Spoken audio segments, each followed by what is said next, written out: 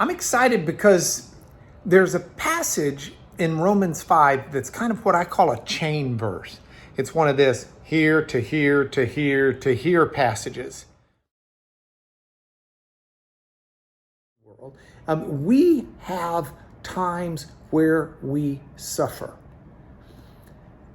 And we need to know when we suffer that we worship a God who will not let any opportunity go by that he can use for our good without using it for our good.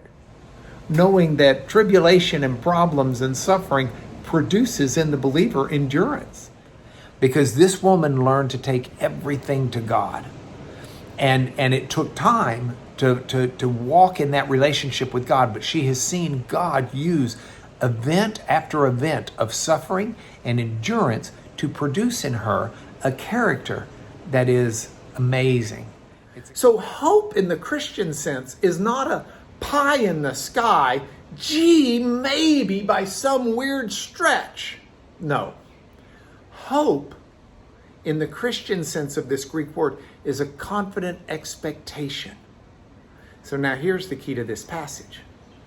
We can rejoice in suffering as we understand that it will produce in us an endurance, an ability to keep going, that builds up our character as it generates in us a confident expectation for what God's going to do in the future.